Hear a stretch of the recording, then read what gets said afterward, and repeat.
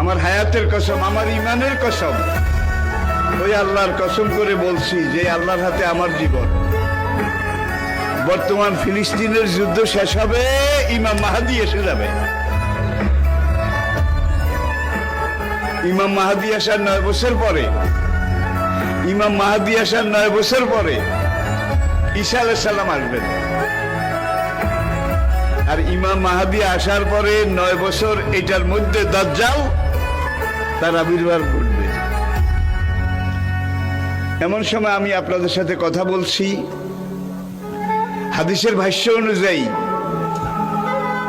মনে করেন দাজ্জাল আপনার বাড়ির দরজায় এসে দাঁড়িয়েছে। এমন সময় আমি আপনাদের সামনে কথাগুলো বলছি, যেই সময় মনে করেন ইমাম মাহাদি আপনার ঘরের সামনে এসে দুয়ারের কড়া নাড়তেছে। কত কাছে আল্লাহর নবী ইমাম মাহাদি সম্পর্কে, দাজ্জাল সম্পর্কে 70টা ভবিষ্যৎবাণী করেছেন। কয়টা? তার মধ্যে 66টা হয়ে গেছে, বাকি আছে কয়টা? এই 4টার মধ্যে কিন্তু ইয়াজুজ মাজুজ বাইর হবে, সব খাইয়া ফেলাইবে।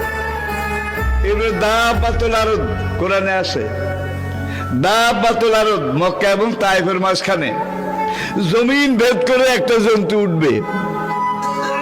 সেই জন্তুটা রাতের শেষ প্রহরে মাথা উঁচু করবে, মাথা এত উঁচু করবে কাবা থেকে দেখা যাবে, ইয়ামেন থেকে দেখা যাবে, বাইতুল মাকদাস থেকে তার কল্লা দেখা যাবে। সে কল্লা উঁচু করে বলবে, হায় দুনিয়ার মানুষ, সে মুসলমান জাতি, দুর্ভাগ্য তোমাদের, আজকে রাতে আল্লাহ তওবার দরজা বন্ধ করে দিয়েছে।